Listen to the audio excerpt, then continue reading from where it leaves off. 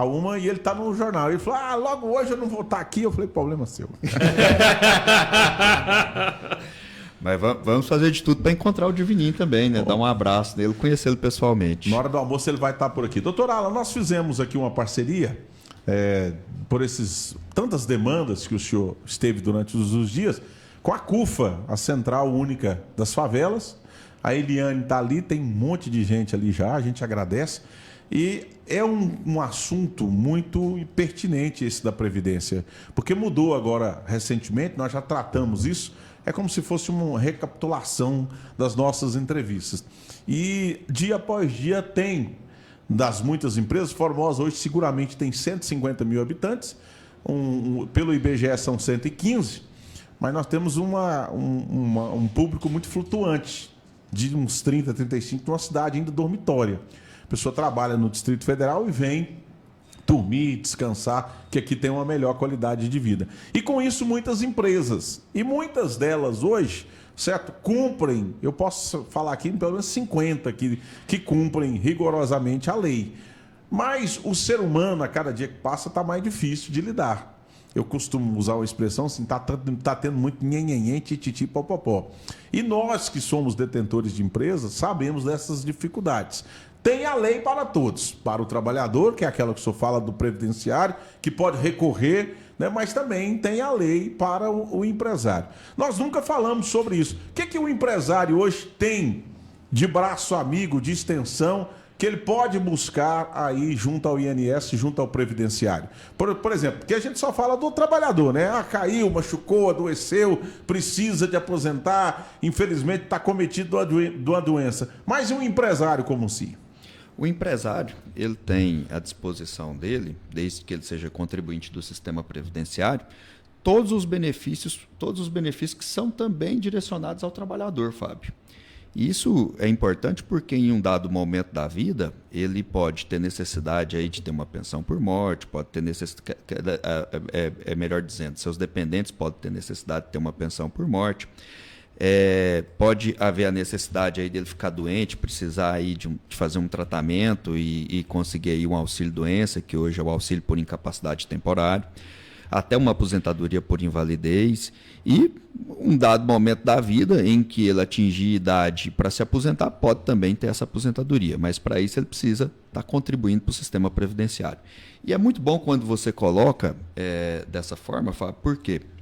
Porque a legislação previdenciária hoje, ela trata todo aquele que exerce uma atividade remunerada como segurado obrigatório do sistema, ou seja, deveria contribuir obrigatoriamente. Se houvesse fiscalização, se tivesse condição de ter fiscalização para todos, poderia o fiscal da Receita Federal chegar em qualquer ambiente que ali exerce uma atividade remunerada e verificar se ele é contribuinte ou não.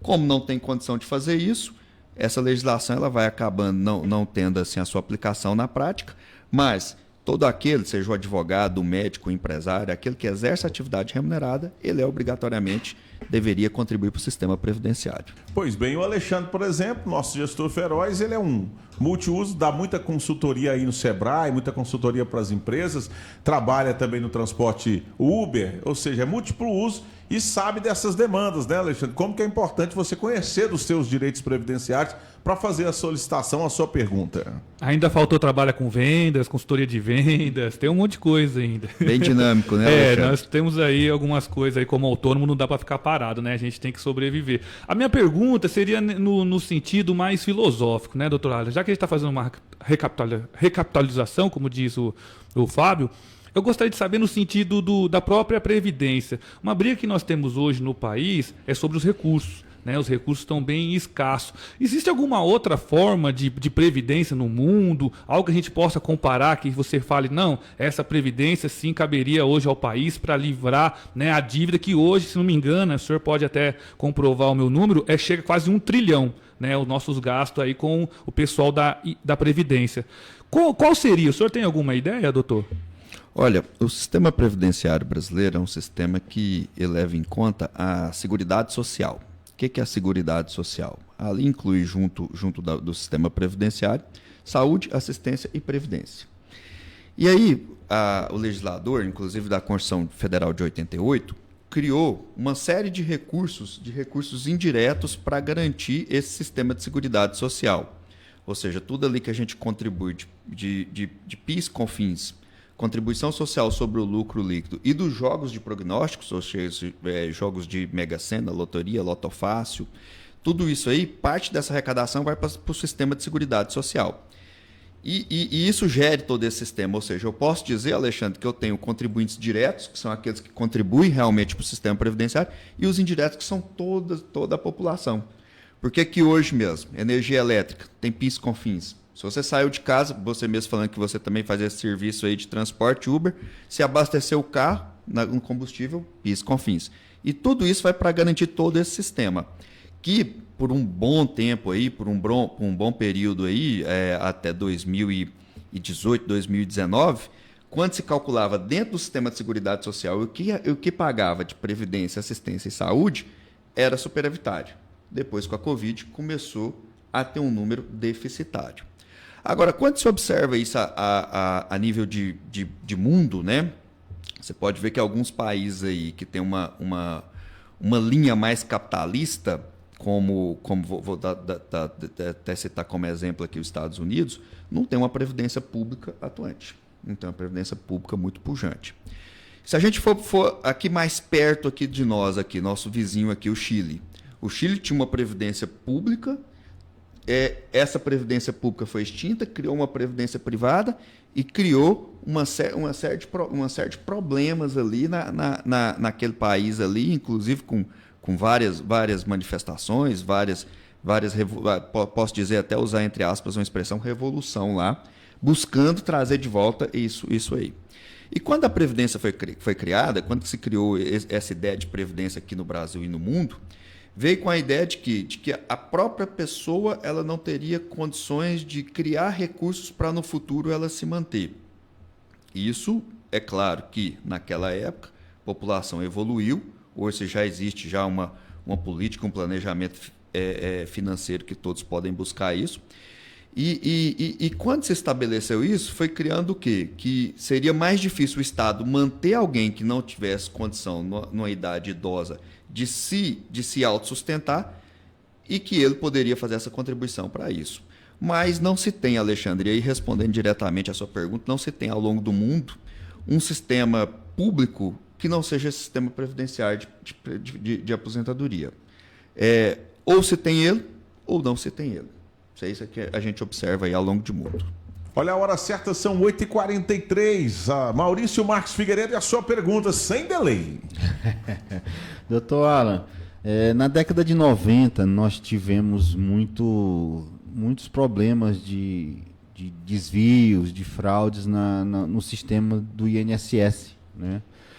Ficou famoso aquele caso da Georgina Freitas, que fugiu e fez um monte de plástica pelo mundo inteiro, sumiu, eram 600 milhões de dólares levantados, se não me falha a memória,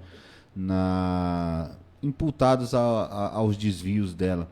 Hoje em dia você não ouve mais tanto esse tipo de fraudes.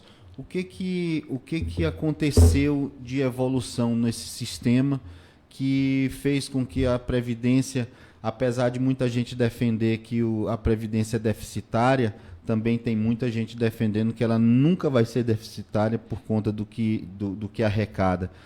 Como é que o senhor vê essa evolução da década de 90 até hoje? Professor Maurício, essa evolução ela vem decorrente da própria tecnologia, do próprio investimento em tecnologia que a Previdência fez, de cruzamento de dados, né? Identificação ali, quando se tem uma interligação entre todo o sistema e consegue cruzar dados, se identifica rapidamente essas falhas e até essas fraudes que se buscam fazer. Tanto que a Previdência, a partir daí, criou um sistema de inteligência, tem um sistema de inteligência que ela passa ali quando se identifica alguma irregularidade, alguma fraude.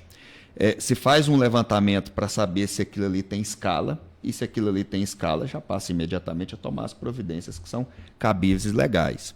Evitando com que isso perpetuasse, como aconteceu lá na época de 90, com a Georgina, com tudo isso, com fraudes que foram levantadas nesse ponto.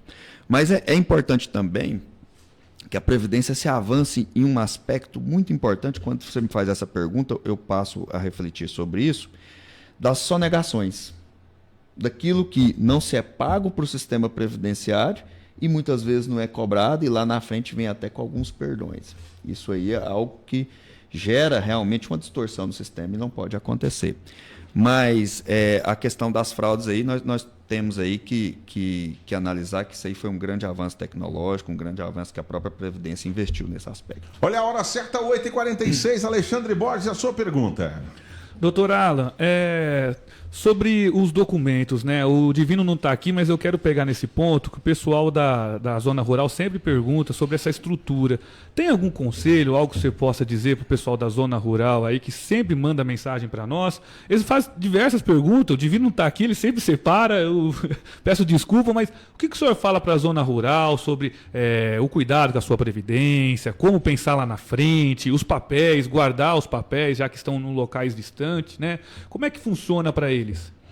O trabalhador rural, por ele não ter a necessidade de contribuir, mas ele ter que comprovar que ele está lá na zona rural e dentro do sistema de economia familiar, ou seja, que tudo que ele produz é unicamente para subsistência, para manter a sua família, ele tem a obrigação de provar isso documentalmente, né, Alexandre? Como você bem disse aqui, que tem várias demandas nesse sentido, várias perguntas assim. E os documentos para comprovar isso são documentos de natureza pública e que identificam ali que ele é lavrador, que ele é trabalhador. E não dá mais para ele pensar que ele vai se aposentar lá quando atingir a mulher 55 anos e o homem 60. Ele já tem que fazer exatamente isso que você está falando.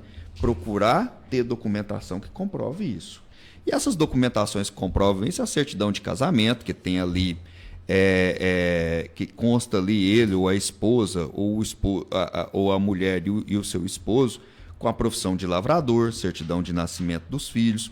Importante sempre, quando matricular o filho na escola, ali na ficha escolar, identificar o endereço da zona rural. Vejo falar, sempre que nós estamos participando aqui do programa aqui já há um tempo, vejo falar que tem vários assentamentos aqui, né? Sim. Os documentos que comprovam que ele está ali assentado, porque o assentado é a figura clássica do trabalhador rural, ou seja, é aquele que está ali simplesmente para subsistência, para manter sua família, para trabalhar no campo e com o uso ali do seu braço ali, ele conseguir sustentar o seu grupo familiar. Então, toda e qualquer situação em que ele for fazer um registro, um cadastre assentado do assentamento tal. Identifique a profissão. Mesmo não contribuindo. Mesmo não contribuindo, porque o trabalhador rural justamente ele não precisa contribuir, mas ele tem que provar que ele está na zona rural e trabalhando dentro desse sistema. Então, toda e qualquer oportunidade que tiver de fazer um registro, identifique como lavrador e identifique o endereço da zona rural. 8h48, Alexandre Borges, Maurício Figueiredo, Fábio JR entrevistam nessa manhã Dr. Alan Rocha, advogado previdencialista. Diga aí, Figueiredo. Doutor Alan, qual é a maior dúvida hoje do assegurado, né, do trabalhador em relação à previdência? O que mais o senhor tem que tirar dúvidas para o trabalhador? Tem aquela dúvida clássica que todos eles têm em relação a seus direitos? Tem. Essa é uma pergunta muito interessante, Maurício. É uma pergunta que eu acho que eu convivo com ela já há uns 20 anos e eu sei responder ela de bate-pronto aqui. A maior dúvida é o seguinte: a pessoa que está doente perguntar: eu estou com a doença X, eu posso me aposentar por invalidez, eu posso receber um auxílio-doença? E eu sempre respondo, esse é o pensamento da lei, que doença A, B, C ou D não dá direito a isso, mas é o efeito da doença, certo? Porque a pessoa pode estar ali cometida de um câncer e a doença não gerou incapacidade para ele, nem o tratamento dessa doença, o que muitas vezes gera, que na maioria dos casos gera. E você pode ter uma pessoa que tem diabetes, a diabetes está num nível tão descontrolado que gera incapacidade para o trabalho. Então, é o efeito da doença, não a doença que vai dar direito ao benefício. E qual que é o efeito? O efeito é gerar incapacidade para o trabalho. Olha a hora, 8h50. Alexandre Borges, sua pergunta final. Doutor Alan, tem vários tipos de situações aqui que você tem direito à previdência. Tem alguma assim que realmente é pouco usada, que as pessoas não têm conhecimento? Que nem essa mesma aí de ficar doente e depois de um tempo ficar não apto ao trabalho, não saberia se poderia ou não. Agora eu estou sabendo. Tem mais alguma outra coisa, assim, algum auxílio que o senhor fala, esse auxílio é pouco usado, poucas pessoas sabem? Tem um auxílio que é pouco usado pelos critérios dele. E existe uma grande fake news sobre ele, Alexandre. Vixe. Que é o auxílio reclusão. Muito se fala, a gente vê até se você jogar auxílio reclusão no Google, você vai ver aí falando que todo preso tem direito ao auxílio reclusão, o que não é verdade. O auxílio reclusão, ele é um benefício, para você ter uma noção, Alexandre, eu não tenho essa estatística clara, mas eu tenho alguns dados que eu posso indicar. Advogo aí há 20 anos e até hoje, se eu tive aí casos de auxílio reclusão, deve ter sido 2 ou 3. Nossa. Justamente por quê? Primeiro, ele é um benefício que leva em conta a baixa renda. Então, além do segurado que for preso, que for colocado em regime de prisão, ele ainda tem que estar o valor limitado à baixa renda, que hoje, se a minha memória não falha aqui, é em torno de R$ 1.300. Então, se ganhar R$ 1.400, já não vai ter direito ao auxílio reclusão. Tem que ter no mínimo 18 meses de contribuição. E a prisão tem que ser em regime fechado. Ou seja, então, é bom que se diga o quê? Não é todo preso que tem direito a isso. Tem que ser contribuinte do sistema previdenciário, ter no mínimo 18 meses de contribuição, está em regime fechado e ainda está classificado na baixa renda. Exemplo, todas as pessoas que foram presas na época dessas grandes operações aí do Brasil, como Mensalão, Lava Jato, nenhum daqueles seus familiares receberam auxílio reclusão, porque nenhum preenchiam esses requisitos. Olha, a hora certa são 8h52. A Keila Oliveira está perguntando em relação às doenças, tipo vitiligo, epilepsia, tem direito à previdência? Pois elas são muito difíceis de conseguir emprego. Certo. Quando tem um entendimento jurisprudencial, quando eu falo entendimento jurisprudencial, para ficar bem claro aqui ao nosso internauta, é aquilo que a justiça entende. A justiça entende, vai formando entendimentos que viram até jurisprudência. Em que, quando se avalia uma incapacidade, não pode se avaliar ela unicamente pela matéria médica, pelo conceito médico, mas também pelo conceito social. Se a doença gera ali um certo nível de preconceito, um certo nível de limitações em que a pessoa não consegue trabalhar. Um grande exemplo disso que aconteceu no passado, Fábio, foi os portadores de HIV. Os portadores de HIV tinham um grande preconceito sobre eles, e até atuei num caso há uns anos atrás, há muito tempo atrás, em que um cliente meu, ele foi acometido por essa doença, e ele era chefe de cozinha. E quando descobriram ali que ele tinha essa doença, ficaram com medo de uma contaminação, porque ele, como chefe de cozinha, trabalhando ali, manuseando com facas, alguma coisa assim, ele poderia se cortar e ali ter alguma transmissão com isso. E ele perdeu o emprego. Mas essas são ações assim, muito personalíssimas, são ações muito, muito raras e que tem que se comprovar que está existindo essa discriminação, e com essa discriminação você está tendo ali uma impossibilidade de trabalhar, não pelo conceito médico, mas sim pelo conceito social. Mauricinho, tchau para o senhor, muito obrigado, até amanhã. Um grande abraço a todos. Eu tenho só um recadinho que dia 7 de setembro agora... Amanhã, então. Amanhã vai acontecer o Costelão lá no Adventure Ecopark. Está todo mundo convidado a participar do Costelão, que vai acontecer durante todo o dia lá no Adventure Ecopark. Você pode chegar lá a partir das 9 horas, não fique de fora, vai ter muito chopp, né? Costelão, recreação, tudo que você já tem lá. E o Costelão com chopp é uma incrível participação para você aproveitar o feriado junto com seu filho. Então faça a sua reserva lá, urgente, pelo telefone que a gente sempre dá aqui, que é o 99603 0229. Alexandre Borges, nosso gestor feroz, um grande abraço e até amanhã. Uma excelente quarta-feira a todos. Fiquem todos com Deus. Amanhã nós estamos aqui? Amanhã nós estamos aqui. Amanhã nós estamos aí. Um ótimo dia a todos. Até amanhã. Pois bem, então, doutor Alan, muito obrigado pela estada aqui presente, pela vinda. Tem um monte de gente aqui agora para o senhor atender. Nós vamos visitar o AB, doutor João Marcelo está chegando aqui, nós vamos lá no doutor José Neto almoçar. Enfim, tem uma programação bem gostosa, bem bacana para o dia de hoje. Espero que o senhor aproveite. A satisfação está aqui. Grande abraço a todos.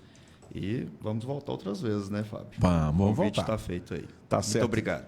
Pois bem, então, Paulo Rangel, para fechar, eu encaminhei novamente para o senhor. Coloca na tela aí novamente o Fly, vou colocar os áudios aqui, agradecer a parceria comercial da farmácia que está chegando aqui na cidade de Formosa. Olha que maravilha, veja esse vídeo institucional e ouça aí os áudios. Alô, população! A Farma e Farma Popular acaba de chegar em Formosa. A força de uma rede de farmácias espalhada por todo o Brasil.